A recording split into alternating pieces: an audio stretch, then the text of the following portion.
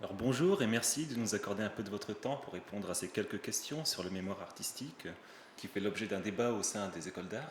Nous avons voulu avoir votre avis. Est-ce que vous pouvez commencer par vous présenter? Oui, alors je m'appelle Arnaud Labelle-Rojoux, je suis artiste et enseignant dans une école nationale, la ville d'Arçon à Nice. En fait, j'ai été enseignant avant ici même à Dunkerque et auparavant encore à l'école d'art d'Avignon. Donc en fait, j'enseigne depuis 1990, et donc j'ai vu l'évolution à la fois des écoles et j'ai été dans des contextes différents d'écoles également. D'accord, dans les côtés c'est différent. Donc vous avez pu suivre un peu l'évolution aussi des écrits ou des demandes d'écrits aux étudiants? Oui, oui.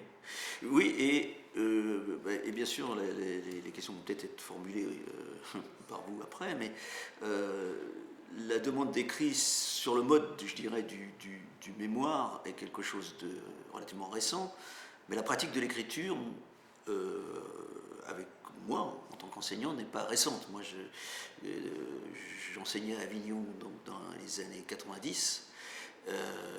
Les étudiants avec qui je travaillais avaient déjà une pratique d'écriture. Et l'écriture, pour moi, m'a toujours semblé une des dimensions possibles de l'expression artistique. Mais j'ajoute que j'ai eu une remontrance de l'inspection lorsque j'étais enseignant à l'école d'art d'Avignon parce qu'un un inspecteur avait parlé de dérives de l'écriture dans mon enseignement qui donnait trop d'importance à cette expression. Donc c'est vrai que la pratique de l'écriture est une chose, le mémoire en est une autre. C'est-à-dire que la pratique de l'écriture peut être une expression artistique, le mémoire est quelque chose qui relève de la recherche et donc qui, évidemment, pourrait avoir une forme autre même que l'écriture au sens traditionnel. Donc le contenu du mémoire artistique serait à inventer au sein des écoles d'art. Alors, je pense que, justement, mémoire artistique est problématique dans sa formulation. Parce que je crois que c'est une recherche. Et donc, la recherche peut prendre des formes différentes. En revanche, l'écriture me paraît évidemment un support à la fois facile et naturel pour une recherche. Le rapport, je dirais, à l'objet peut être différent. C'est-à-dire, on peut trouver, je sais pas, on peut faire ça sur des livres, on peut faire ça sur des formes par Internet, on peut faire ça par des formes différentes. Par contre, la question de la recherche, moi, me paraît très importante. Et je suis tout à fait pour le mémoire dans sa dimension de recherche. Je pense que la recherche est très importante, que ça fait partie du travail d'un jeune artiste dans une école d'art que de réfléchir à ce que c'est qu'une recherche. Et cette recherche, qu'elle passe par l'écriture ou qu'elle passe pas par l'écriture, ne doit pas être, de mon point de vue, quelque chose qui se fonde sur le travail lui-même qu'il pratique en tant que jeune artiste, mais quelque chose qui va lui apporter autre chose que le travail qu'il est en train de faire sur un plan plastique, par exemple. C'est-à-dire que je pense que les bons mémoires, les meilleurs mémoires que j'ai pu voir d'étudiants, sont des gens qui trouvent un sujet qui va nourrir leur réflexion ou qui vient de leur pratique artistique, mais n'illustre pas leur pratique artistique directement, et donc vont leur ouvrir des domaines, une curiosité, voire des formes qui, naturellement, vont être riches par rapport à ce qu'ils vont, par ailleurs, faire dans leur travail. D'artiste, j'entends. Vous avez dit que la recherche ne passe pas forcément par l'écriture. Oui, je veux dire que la recherche, c'est le fait de chercher, comme son nom l'indique. Mais l'écriture l'accompagne. Mais ce que je veux dire par c'est-à-dire qu'il y a une dimension, par exemple, aujourd'hui, la question du document, par exemple, est une question très présente dans l'art. Le fait d'accumuler des documents, d'aller voir des banques de données, fait partie de la recherche, par exemple, hein, avant de passer par de l'écriture. C'est-à-dire d'être capable d'aller sur un terrain où, par exemple, je vais donner un exemple, hein, on a vu apparaître beaucoup d'expositions aujourd'hui sur la question de la performance, sur la trace, sur le document.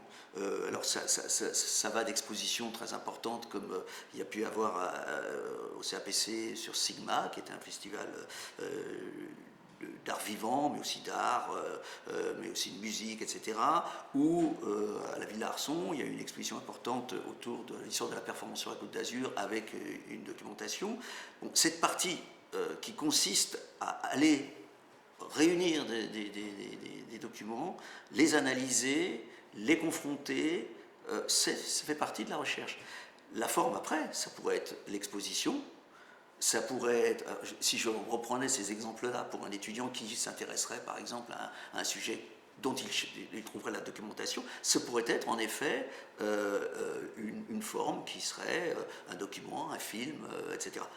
La recherche, c'est la recherche, si j'ose dire. C'est absurde ce que je dis, mais la recherche, c'est pas la forme que prendra in fine la recherche. La recherche, c'est le travail. Bon, naturellement, et c'est là où il y a des problèmes techniques qui se posent dans toutes les écoles, j'imagine ici, quand ils se posent partout, c'est le moment où cette recherche se fait dans le temps, fin de 4e année, début de 5e année, quelle part ça prend du temps de l'étudiant de faire cette recherche, peut-être au détriment de son travail plastique, et qui juge surtout de la recherche, parce que je crois que le vrai problème il est là. Qui juge de la recherche? Est-ce que ce sont les artistes qui accompagnent les étudiants? Parce que dans notre école, il y a bien sûr, comme dans toutes les écoles aujourd'hui, des docteurs qui sont là pour donner une espèce de caution universitaire, mais les mémoires sont accompagnés aussi par des artistes, même quand c'est une forme purement d'écriture. Mais on sait qu'aujourd'hui, la demande consiste à vouloir avoir des regards, souvent universitaires, en tout cas de gens qui ont ce titre de docteur, alors même que la recherche en question peut ne pas avoir je dirais, de fondement universitaire. Donc pour moi, le vrai problème, c'est le problème de qui juge des mémoires, plus de quelle forme prendra la mémoire. Un universitaire regardera le travail, ne comprendra pas forcément la nature du travail parce que les voies d'accès ne seront pas forcément celles de la logique universitaire. Il attendra, par exemple, qu'il y ait un système de notes, qu'il y ait des références bibliographiques, qu'il y ait, alors même que parfois c'est dans juste sur un mode, on va dire, associatif que la recherche peut s'opérer pour un artiste. Donc, je pense que c'est plutôt sur cette question de qui juge les mémoires. Donc, nous avons à la Villa Arson 2 enseignants qui sont des docteurs, eux-mêmes chercheurs d'ailleurs, dans leur domaine, et puis 2 autres enseignants de culture générale. Bon, il se trouve que l'un est philosophe, et les 2 d'ailleurs sont philosophes, qui ont une vision peut-être plus proche aussi des artistes, qui sont eux-mêmes critiques, écrivains, donc qui ont une tonalité un peu différente, qui accompagnent aussi les étudiants et donnent peut-être une dimension plus créatrice, plus créative aussi.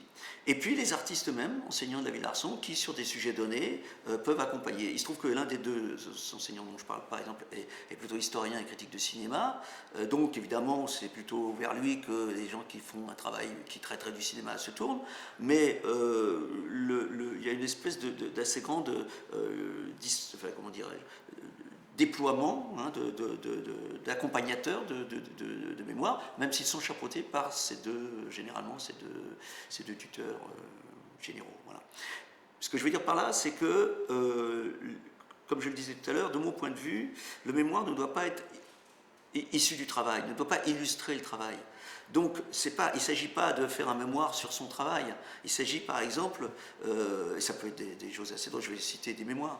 Un mémoire que j'ai accompagné l'année dernière, qui était un excellent mémoire, d'une étudiante chinoise, qui a fait tout un travail, par ailleurs, de vidéo, de performance autour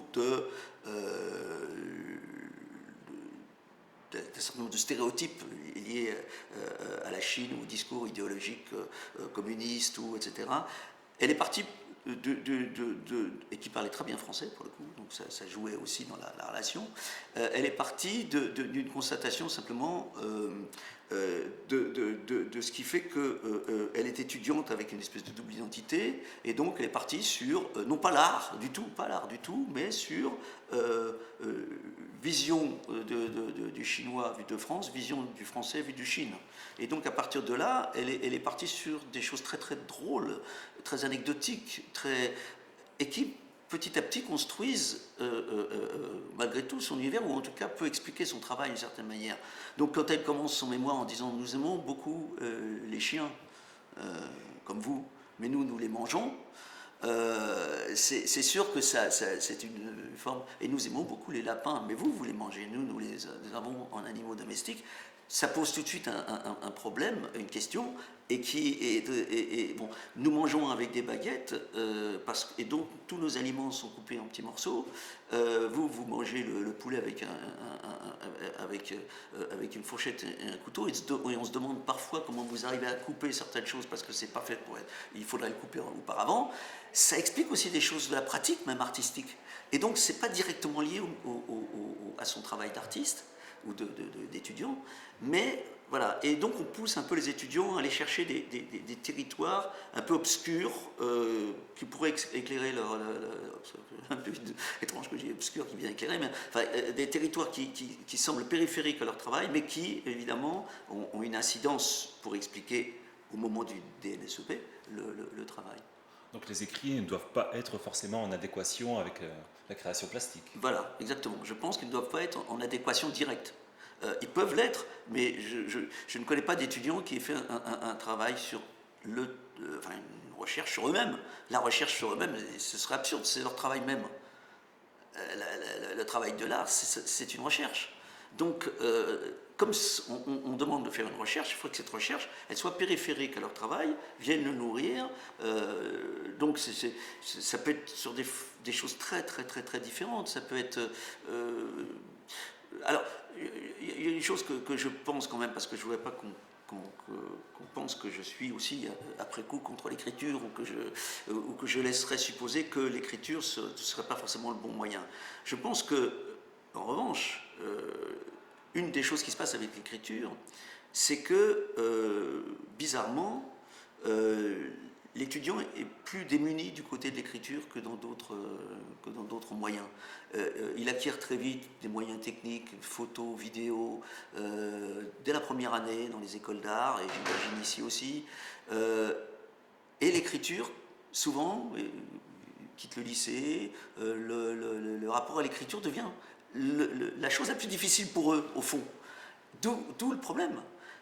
Et que quand on relit des mémoires, quand ils sont écrits, on se retrouve prof de seconde en train de corriger les fautes d'orthographe, les fautes de syntaxe, et par ailleurs parfois la maquette de l'objet, si ça mime, on va dire, un livre ou une revue.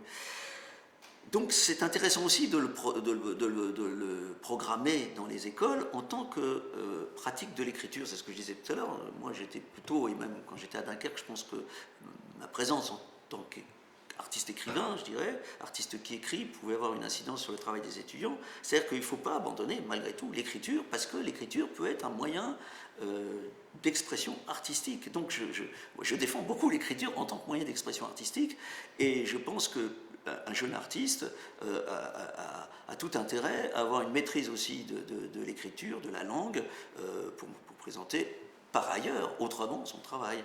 Mais dans le mémoire, ce que je vois, c'est qu'il y en a qui rament, comme on dit, il y en a qui rament pour écrire une phrase en français, quoi. Et que ça les bloque finalement, que ça les arrête, qu'ils mettent 3 mois à écrire un mémoire ou 6 mois à écrire un mémoire, au détriment d'un travail plastique, par exemple. Oui, donc l'écriture permet un peu de prendre conscience du monde en sortant de l'atelier. Du monde ou des manques. Ou des manques. C'est-à-dire que du monde, on peut découvrir le monde à travers tellement de choses aujourd'hui que le monde il est partout. Mais de ses propres manques il y a le problème de l'écriture, il y a le problème de la langue. aujourd'hui, il est clair qu'il faudrait parler plusieurs langues. Moi-même, je n'en parle que deux, et moyennement. Mais c'est vrai que le rapport à la communication, le rapport à la langue, le rapport à l'écrit, je trouve que l'école d'art doit aussi être capable de donner ça aux étudiants, quoi. Oui, parce que dans les écoles d'art, on est aussi nous ne sommes pas dans la même homogénéité en termes d'étudiants que dans les autres écoles, par exemple d'ingénieurs alignés sur le système LMD. Oui, Nous avons des gens qui viennent d'horizons très divers, ouais, d'autres pays très divers, ouais. qui se retrouvent avec un mémoire en français à devoir faire Voilà, après le alors, diplôme. voilà, exactement. Alors, le mémoire en français, quand il est rédigé et aidé par l'enseignant, il tient le coup. Mais souvent, c'est les enseignants qui accompagnent, qui se tapent de faire le travail, on va dire, de rédaction, hein, ou d'accompagnement de rédaction. Il y en a qui sont un peu plus doués, qui savent écrire, voilà, ça passe mieux. Et puis surtout, moi, ce que je vois, c'est mon collègue Patrice Bloin qui accompagne donc un certain nombre de ses mémoires. Très, très justement, disait qu'on pourrait aussi, parce que c'est aussi un produit de l'école, puisqu'ils sont tenus de faire ce mémoire, c'est aussi une production de l'étudiant à côté de son travail de jeune artiste ou de futur artiste. Donc c'est un travail qui est mené, qu'il serait souhaitable que les meilleures mémoires puissent être publiées aussi, que les écoles aient une maison d'édition ou une structure qui édite les meilleures mémoires, comme des publications, comme dans l'université, il peut y avoir des mémoires d'étudiants qui deviennent publiées, que les écoles se chargent même de publier leurs meilleures mémoires. Et dès lors, les formes pourraient peut-être être différentes. On les publie. Il y a un étudiant il y a 2 ans qui avait fait en fait un texte écrit qui était accompagné d'un DVD, par exemple. Je pense qu'il faut quand même, alors pour peut-être, je pense quand même qu'il faut ce travail d'écriture au sens, non pas au sens forcément d'écriture sur le papier, mais d'écriture au sens penser l'objet du titre à la post-production, si on disait en vidéo, complètement. C'est une écriture, on balance pas ça comme ça, quoi. Donc, les meilleurs pourraient faire l'objet d'édition et comme ça on aurait les meilleurs de Dunkerque, les meilleurs de Nice, les meilleurs et on verrait aussi une sorte de photographie, je dirais, de chacune des écoles à travers les productions de réflexion, parce que pour moi le mémoire c'est une recherche et une réflexion, donc de réflexion aussi d'étudiants de 5e année des différents établissements. Ce serait un peu élitiste. Pourquoi ? De prendre les meilleurs et de les publier. Non, mais pourquoi ? Dans les meilleurs, dans le sens où, je vais donner un exemple tout simple. Moi, j'ai pas lu ce mémoire, mais nous avons eu un étudiant l'année dernière qui a eu 20 sur 20 à son mémoire. 20 sur 20 par un jury extrêmement, je dirais, disons-le comme ça, qualifié et peut-être élitiste. Mais bon, ce serait élitiste dans le sens où on va donner effectivement à voir les meilleurs, donc l'élite, mais pas élitiste dans le sens où tout le monde peut potentiellement avoir les mémoires. Ce seraient ceux qui en effet auront requis, puisqu'il y a une épreuve qui n'est pas sanctionnée véritablement au moment du DNSEP. Ça correspond, je crois, à un 7e de la note totale, donc c'est pas sanctionné. Et à la Villa Arson, en tout cas lors des derniers mémoires, des derniers DNSEP, les jurys ont décidé de ne pas mettre de note en dessous de la moyenne pour le mémoire, parce qu'ils considéraient que c'était souvent pas très juste par rapport à des travaux d'étudiants qui étaient très développés, qui eux-mêmes portaient par exemple une recherche ailleurs. Donc certains étudiants avaient fait des choses extrêmement minces, on va dire, et avaient 10, alors que peut-être un autre jury aurait donné... Par contre, ceux qui ont 20 ou ceux qui ont 17, ou ceux qui vraiment ont fait un travail sur plusieurs mois, qui se sont déplacés, qui ont accumulé des trucs. Et moi, j'ai eu un excellentissime mémoire il y a 2-3 ans sur les parcs d'attractions. Mais vraiment, pour moi, ça pourrait être un livre, vraiment. Et c'est une étudiante d'école d'art curieuse, et qui ne l'a pas fait comme un universitaire, mais c'était vraiment une vision d'artiste de ce que c'est que les parcs d'attraction, mais avec une documentation, des recherches, des choses extrêmement, sous forme de fiches, sous forme de dessins, sous forme de très complet. Donc ça, pour moi, ça pourrait faire un livre. Et je pense que l'école serait, je pense que ce collègue, que l'école trouverait un bénéfice secondaire quelque part à montrer. C'est bon, de la même façon qu'on est très fiers quand on a des diplômés qui ont des NSEP avec félicitations. Ben voilà, il y aurait des livres comme ça, et ça alimenterait nos bibliothèques, et ça permettrait aussi que d'autres étudiants se servent aussi de ça comme base de données de recherche, quoi. Donc le mémoire est ici considéré comme une pièce plastique singulière, mais Pas forcément plastique. Je dirais pas plastique, je dirais. C'est là où je crois qu'il y a un petit. considéré par exemple du titre, de la mise en page jusqu'à la fin, qui en devient presque un. C'est pas plastique, ça peut être plastique, mais c'est pas plastique, c'est artistique si on veut, mais pas plastique. C'est-à-dire que on ne va pas juger le mémoire graphiquement avec un certain type de paramètres. En revanche, je dirais s'il y a une bonne adéquation en effet entre le choix du format, le choix de la nature des images, le choix des textes, oui bien sûr ça fait partie mais c'est pas la dimension plastique qui va sauver si c'est complètement vide derrière, hein, c'est pas la dimension plastique sous le prétexte que moi je suis artiste donc je peux me passer d'avoir une vraie réflexion. Non, je pense qu'au contraire, on doit juger aussi de la réflexion, de la capacité d'analyse, des rencontres possibles que ça a pu générer pour l'étudiant. Moi, je suis frappé par... Alors, je ne sais pas comment ça se passe ici, hein, à Dunkerque, mais nous avons beaucoup d'échanges avec les étudiants autour du contenu de leur mémoire. Donc certains d'entre nous suivons tel ou tel étudiant qui choisit en fonction de telle ou telle personne, mais il y a un accompagnement, et je pense que cet accompagnement est assez comparable à celui qu'on peut faire aussi sur le plan plastique.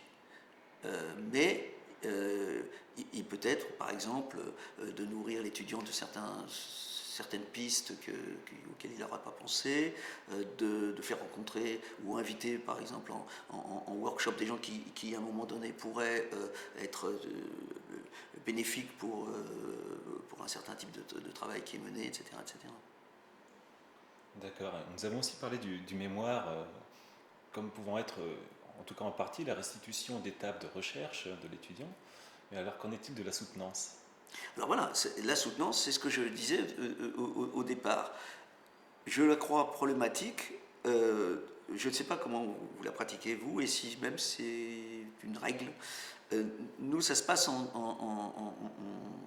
alors, il y a un premier temps où il y a la récupération des mémoires par l'enseignant qui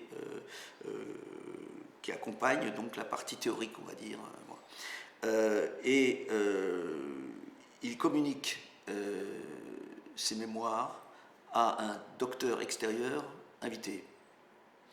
Ce docteur extérieur invité fait une soutenance avec l'enseignant de l'école chargé des mémoires, on va dire, globalement, dans l'ensemble des mémoires, qui se passe en général en février, donc plusieurs mois avant mars peut-être, avant le vrai DNSEP, et ça se passe que donc le docteur en question a lu le mémoire et a un échange avec l'étudiant en présence d'autres. Et je sais qu'il y a une part de discussion, je dirais, entre l'enseignant de l'école et le docteur qui pose évidemment à l'enseignant de l'école des questions aussi sur le travail peut-être par ailleurs, la façon dont il a pu travailler, ses centres d'intérêt, etc., qui sont absolument nécessaires, parce que c'est important que ça ne soit pas jugé ex abrupto comme ça, comme si c'était juste un mémoire, je dirais, d'un étudiant, alors, je sais pas moi, si c'est sur voilà, la culture chinoise, si c'est un étudiant en culture chinoise. Non, c'est un étudiant en art qui s'intéresse à la culture chinoise. Et si l'universitaire connaît bien, par exemple, ce domaine-là, il n'a pas à le juger vu non plus de son domaine. Il faut aussi qu'il y ait une espèce de curiosité supplémentaire. Et donc le prof de l'école, à mon avis, est important parce qu'il peut donner des éléments de compréhension peut-être de certaines choses. Donc ce mémoire est noté par ce jury. Donc ça va dans notre cas de 10 à 20 peut-être. Noté, il apparaîtra pour, alors je ne sais plus combien, un septième ou je ne sais pas combien, sur la note générale, et permettra pour certains d'obtenir peut-être une meilleure note générale, donc avoir une mention, une félicitation, voilà. Ou au contraire, s'il est vraiment un peu au ras du plancher, peut-être peut lui enlever des points. Mais généralement, ça n'en enlève pas véritablement. Alors c'est là où on peut peut-être se poser la question de la justification de ce mémoire, dès lors qu'il n'est pas si décisif que ça dans le DNSEP. Je pense moi qu'il est très utile parce que, comme je le dis, ça entretient pour l'étudiant l'idée qu'il doit nourrir son travail constamment de recherche, qu'il n'ait pas le nez sur son travail, que comme ça, il va à l'extérieur, il va voir des trucs, il réfléchit, il peint sur la terreur, il fait un truc sur Hitchcock, il va aller voir un peu ce que c'est que le cinéma d'horreur, il va faire un jeu, voilà. Parce que tout d'un coup, il fait des performances sur le cri, je ne sais pas. Donc, il y aura des trucs plus spécifiques. Et ce qui est pas mal, évidemment, c'est que le membre de jury qui était le fameux docteur, se retrouve évidemment dans le jury final. Et donc là, c'est lui qu'on va un tout petit peu, comme ça, informer, je dirais, de ce que c'est aussi que la pratique de l'art par rapport à ça. Donc je trouve que c'est très important que ces gens qui découvrent pour certains ce que c'est qu'une école d'art, comme ça, voient aussi que le travail de l'artiste, du jeune artiste, se justifie par rapport au mémoire, mais que le mémoire doit être aussi éclairé par le travail de l'art en général. Pas le travail de l'artiste, mais le travail de l'art. Ce que c'est qu'une installation, ce que c'est que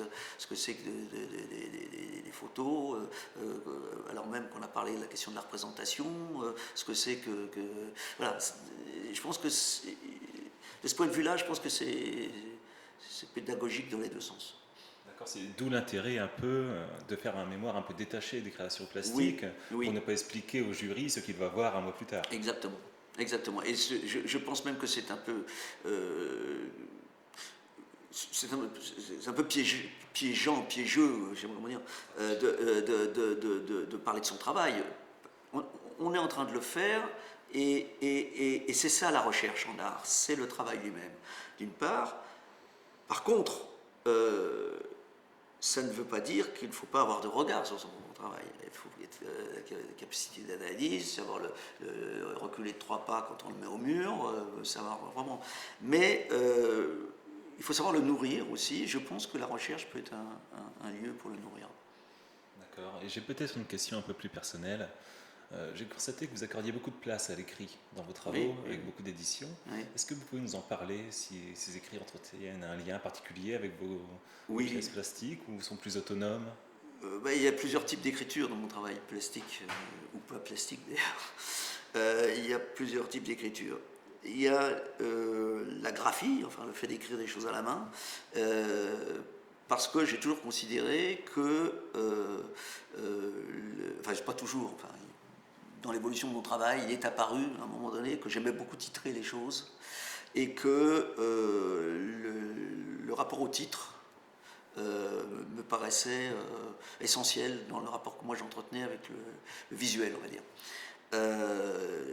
Donc la question du titre a amené la question de l'intrusion même de l'écriture dans le dessin même, dans la peinture même, dans l'installation.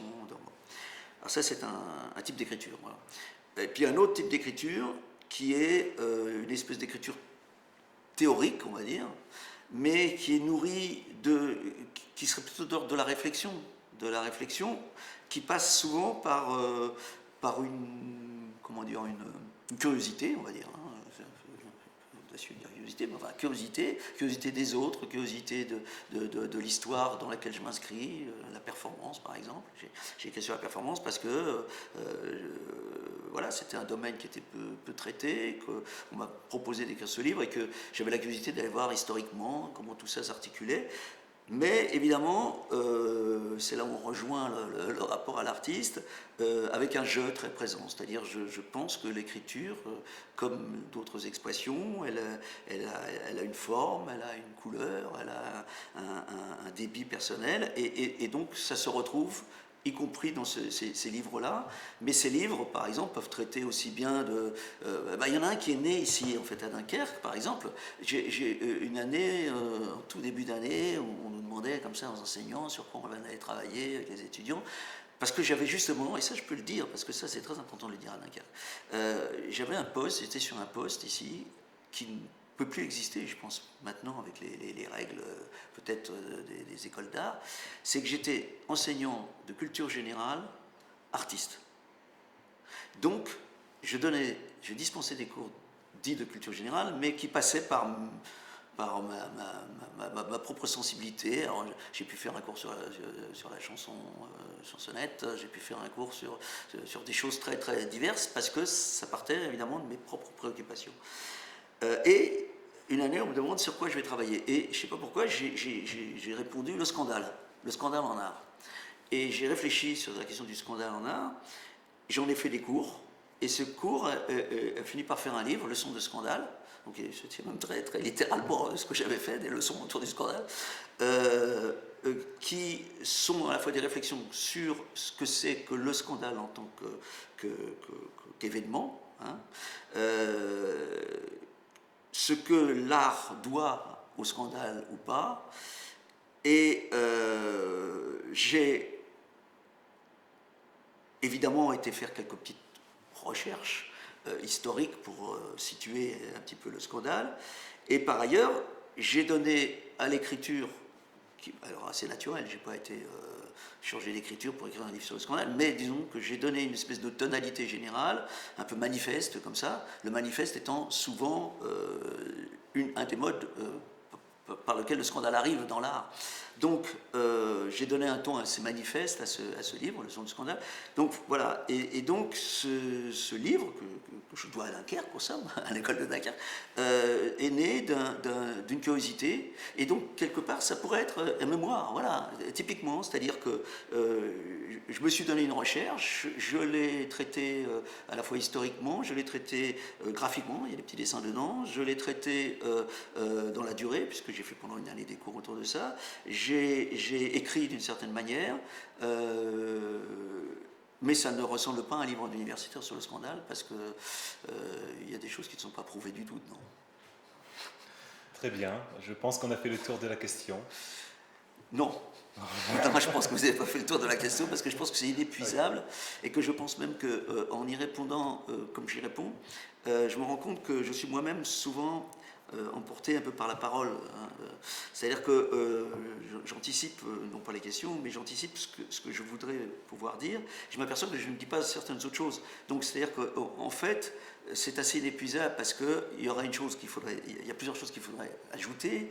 C'est le contexte dans lequel les écoles sont, les contextes différents dans lesquels les écoles sont, c'est-à-dire la nature des enseignants. J'ai dit tout à l'heure la nature des jurys, mais ça dépend aussi des écoles.